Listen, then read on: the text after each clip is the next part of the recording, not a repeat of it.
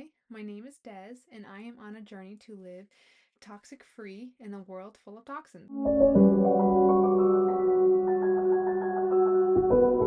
If you're looking for motivation or to just learn something, then follow me on this journey and we can get closer to that goal. I just want to put a disclaimer here. I am not a licensed doctor, practitioner, or nurse. I am just a woman who wants to better her life, and what I do may not work for everyone, so take what you will and hopefully it sticks to you. So, as I mentioned in the beginning of this video, the first two chemicals that you really want to look out for is called bisphenol and phthalates. So, bisphenol, also known as BPA, and phthalates are in our everyday products. So that's why they're called everywhere chemicals, because they're literally everywhere. They are in our like perfume, lotion, skincare. They're in the plastic food containers that we have. They're in our baby bottles. They're literally in our lining of the cans, our food cans. Um, so they're pretty much everywhere, as you can gather from that. So I have some examples that we can kind of talk about and look over. I will post everything that I have in the description below. But for this first one, it's going to be from a book which you can get off Amazon. So the book I recommend reading is called It Starts with the Egg by Rebecca Fett. Sorry if I mispronounced your name, but this is a book I do recommend for women who are looking to conceive, have conceived, maybe are looking to do IVF, or if you've had a miscarriage and you want to know where to go.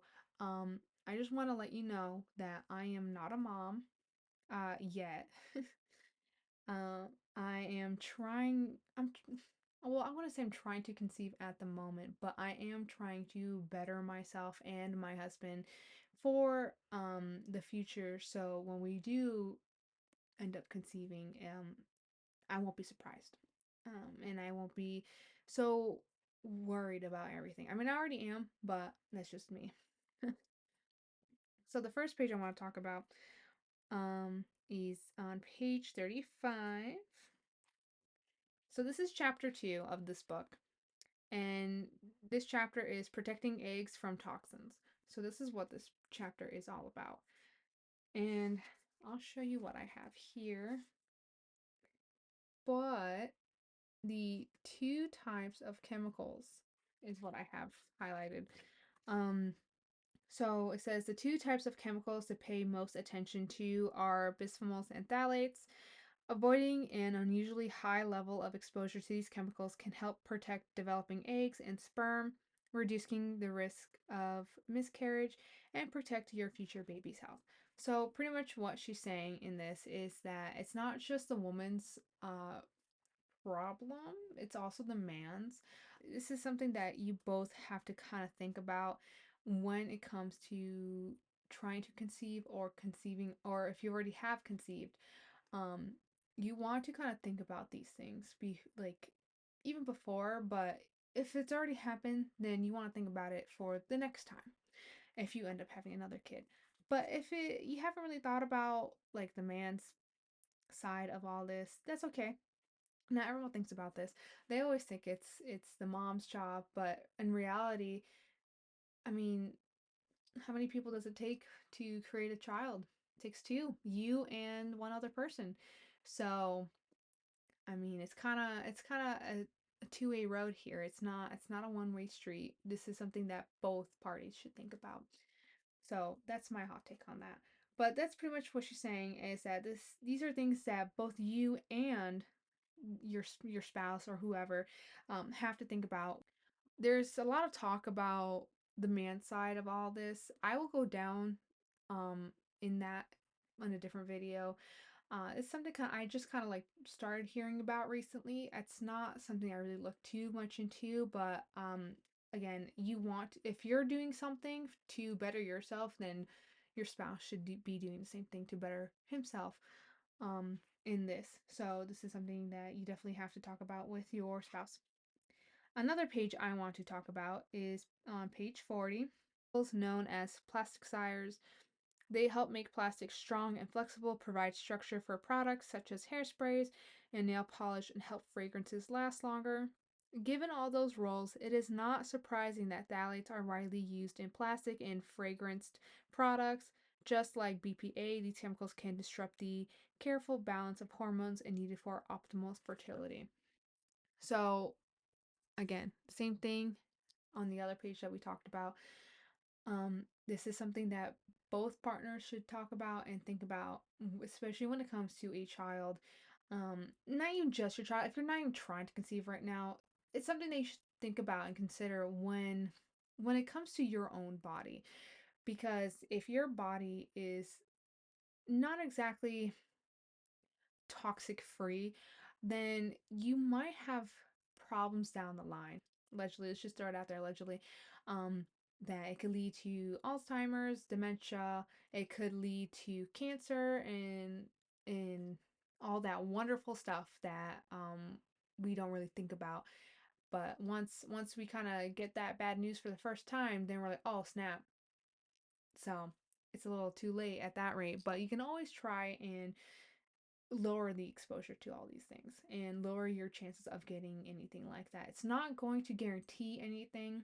I don't guarantee it, but I'm not gonna say like it's like something I'm doing. No, no. This is like something I can't guarantee that like if you do this, it's you're definitely not gonna get that. This is not how that works. This is just to help better yourself. Try to get away from these toxins, whether it be like in your skincare or anything like that. You might notice that some things actually start to get a little better for you.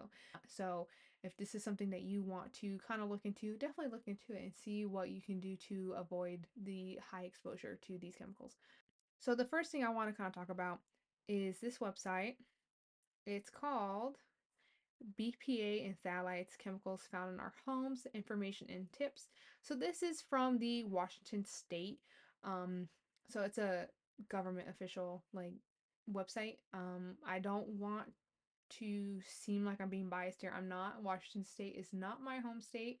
I do not live in it. I do live in New England. So I don't want you thinking that I'm being biased by choosing this in particular. So, kind of liked what they had on here. It was a little bit more simple, and it's something that you can kind of get into and read for yourself because there's a lot of good information in here. I'm just not going to go through all of it, but I will link it down below if you want to look into it. So, for the first one, it says, what are BPA and phthalates? Um, and it says BPA is used in some hard, clear plastics such as water bottles and baby bottles, and in the lining of food cans, and phthalates are used to make soft, flexible plastics such as PVC, which is like vinyl products, and food packaging. They are also used to make fragrances found in beauty and in skincare products. So, pretty much what I was just talking about. But BPAs are mostly found in your baby bottles. So if you're a mom and you already have a baby, um, and you're obviously feeding your kid from a bottle, I do recommend trying to throw out those plastic bottles that you do have and look for a non-toxic alternative. If you don't know where to look, there is a website called Give Me the Good Stuff. They're pretty good. I've been looking into them. I've been seeing what they choose, what recommendations they have. They're good. They're a good starting point if you want to try and change up some of the products for not just yourself but also for your child if you have one already. So I will post it down below. Who I kind of use and what websites I kind of use to look into. I'm not going to give you all the websites. I have a lot of websites, but a lot of them are product specific websites, so I will do those in a different video. But so I will give you what I have for now. And there's more information on here. I do highly recommend again reading this to kind of look at it yourself. You don't have to take my word for it. Do your own research. I do have a bachelor's in history, so I am pretty good at researching things. But again, take what you will. This is something that you should look into down this path. So And in this one, it says, take these simple steps to help lower your exposure. It says, do not microwave food or drinks in plastic. Look for beauty and skincare products that are phthalates or fragrance free. And it says, use less canned and processed foods. Buy fresh fruits and vegetables when possible. So, I mean, when it comes to the whole fresh fruits and vegetables when possible, that's a good way to start. But you want to remember that there are hormones allegedly in these vegetables and fruits. That's why a lot of these fruits and veggies kind of look bigger than if you were to make your own tomatoes. Granted, there are some tomatoes who are naturally bigger. Kind of do your own research for that. I will also do my own research for it. I didn't really go too far deep, but I kind of went deeper into our everyday products. And eventually I will go down the food and make a video on that as well down the line. But for now, I'm going to go through the products and what we do and what we use in everyday lives. So, for instance, it says find beauty or skincare products that are phthalate or fragrance free. You're not going to find a product that says phthalate in it. Usually that means that's why they said fragrance free. If you find fragrance free stuff, that usually means that they don't have anything in it, like any phthalates or anything like that. But if you go to, let's say, a well known company, if you go to them and you kind of look, like if you take one of their candles and look underneath, this one doesn't show it, but I can tell you right now, it does have phthalates in it um, because of how strong it smells. Yeah, this is pretty strong. This one's the ice berry lemonade. So I would definitely look into your candles. Can't you'd be like, wow, candles too? Yeah, candles too.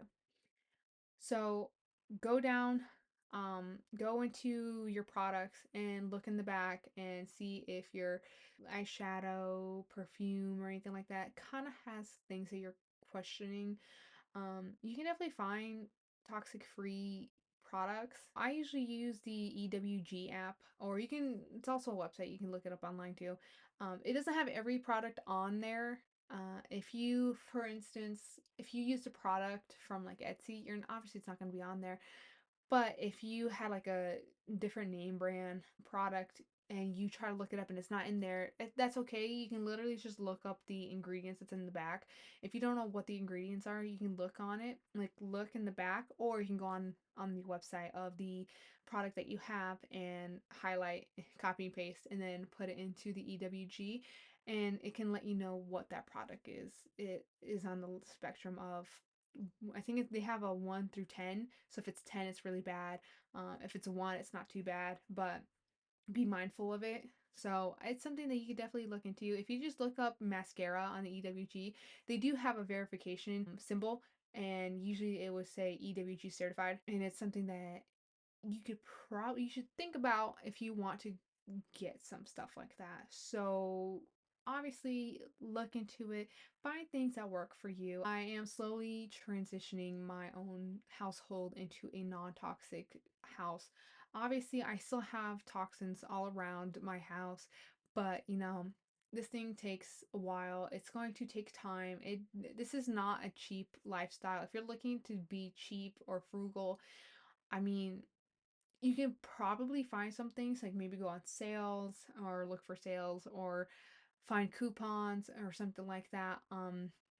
You can definitely do that. It's just if you're looking to change your lifestyle, I'm going to tell you right now, it's not going to be cheap. It's going to be a little pricey, but that's okay. This is why we and take our time on it and slowly transition our stuff into the non-toxic products. And that even includes clothing. I will go down clothing another time, but clothing can also be toxic. I don't want to say toxic because like, ooh, scary. No, it's not scary, but you should be weary of it. You should be aware of what's out there and in our products and in what we use every day. So this is something that you should definitely look into. So I recommend looking into this website. Another website we can look into, this is called Bisphenols and Phthalates. Are they disrupting our hormones? And this is from the Green Science Institute. So on here, it has what are bisphenols and phthalates? Bisphenols and phthalates are chemicals that have many uses, including making plastic stronger or more flexible. And then on the bottom, it shows like where are bisphenols and phthalates used in, and it shows it's in canned food liners, plastic containers, epoxy, um, cashier or yeah, cash register receipts, vinyl flooring, toys, teething toys, food packaging, personal care products, sports equipment, uh, and stuff like that. So this is good things to kind of look into. Some of you are probably surprised that phthalates and bisphenols are in toys or in teething toys. I mean, why aren't you surprised? This stuff has no guidelines. So these companies can literally just put this stuff, like, allegedly put this stuff in our everyday products, and um and just give it to the public. This one, it says, how are we exposed? Bisphenols and phthalates leach from our products into food, water, and dust. Humans are primarily exposed through eating foods or drinking water stored in containers made with them. We are further exposed through ingesting and inhaling dust and through skin absorption. And it says bisphenol and phthalates have been detected in the urine of most people tested. For more information, you can go to their exposure page and see what you can do to avoid these. Again, you're not going to fully avoid them. So if you were at a concert, you're not going to be able to bring your hydro flask. Um, you're going to have to buy like their own cans or plastic bottles of water or soda, or if you're drinking alcohol, like, you're gonna have to drink it from a plastic cup, because again, they're not gonna give you glass, they're not gonna give you this stuff. It's they're not gonna do that stuff. So this is something that you have to kind of think about, like, is it worth it? I mean, if you like concerts, you shouldn't be scared to go to a concert. I mean, just be aware of what you're consuming, and then try to better yourself after that. Like, after the concert and every day else, like every day of your life, you are drinking out from your hydro flask, or you're living a non-toxic lifestyle. I mean, what's one time going to do to you? It's not going to expose you to a huge amount of chemicals, but again, you should be mindful of what you are consuming if you go outside from your non-toxic lifestyle. So I just want to point that out there. Like, you shouldn't be afraid to go out and kind of enjoy your life, but be mindful of what you're consuming. And this one is called Worldwide Risk Assessment of Phthalates and Bisphenol A in Humans, the Need for Updating Guidelines. So in the article, in the abstract section, it says phthalates and bisphenols are compounds widely used as raw materials in the production of plastics, making them ubiquitous in our daily lives. And it says this results in widespread human exposure and human health hazards. So again, having a large amount of exposure to these can cause harm to your body, whether you are trying to conceive or not. In the introduction part, it says the plastic industry has had a significant impact on the modern world and has become an integral part of our daily lives. Hence, the production of plastic has increased rapidly over the past few decades, and we are now in what some scientists have called the plastic age, where approximately 400 million tons of plastic are produced each year, and this number is expected to double by 2050. Why not try to limit your plastic use by going non-toxic? Just be mindful of it. Eventually, if you have to, if you can't afford it now, and eventually you can down the line, but by all means, that's fine. I'm going slowly. I have to build it up eventually, and this costs money. This is not a cheap lifestyle. This is going to be pretty expensive, but it's worth it in the end, because now you have a lower risk of getting these chemicals in your skin, in your food and all that, and you have a higher chance of not developing something down the line. So I'm just saying, again, I'm not a doctor, so I can't say this for sure, but this is something that could help down the line eventually. Hope I didn't scare you in this video. After all, this is something that not everyone knows about. And now that you are aware, this can be the start of your toxic-free lifestyle. Again, take it slow. You don't have to go fast on this. Just take it as slow as you can. If you want to go slow as a snail, that's fine. If you want to take years on doing it, that's fine too. This is something that you have to do on your own and follow your own pace. So not only is this video for educational purposes, but you should look out for these chemicals, and not just for yourself, but for your loved ones. And and hopefully you can help them go down this non-toxic lifestyle as well, because not only will it help you down your own path, but it can also help them down their path too. And now I leave you with this tidbit. Whatever I say or do in this video should be used to help your lifestyle, whether you do exactly what I do or don't. Not everything I do works for others, so don't think that you have to be doing the same thing I am. You don't have to. You just have to be mindful of what is good for you. Because not everything I would do is good for you, but whatever you do may not be good for me. So again, this is your life, your body. You know what's good for it. You have to do what you have to do. But hopefully I can help you open your doors to more opportunity and hopefully go down a path that you never thought that you wanted to go down, but now all of a sudden you're aware of something, now you're going to go down this path. So hopefully um you don't freak out or get overwhelmed. I will help you as much as I can. Again, I'm learning myself, so things may change in the future. Some things that I may say may change in the future because new studies show up. Who knows? Overall, I just want to make sure that you are well aware of what's in our everyday products. So make your own path in life and take it. Maybe one day we'll come together, but hopefully we all start somewhere and then we all get to the one same goal, and that is to be in a non-toxic lifestyle. So please leave a like and share, or even subscribe. After all, we were in this adventure together. I hope to see you in the next one. Bye.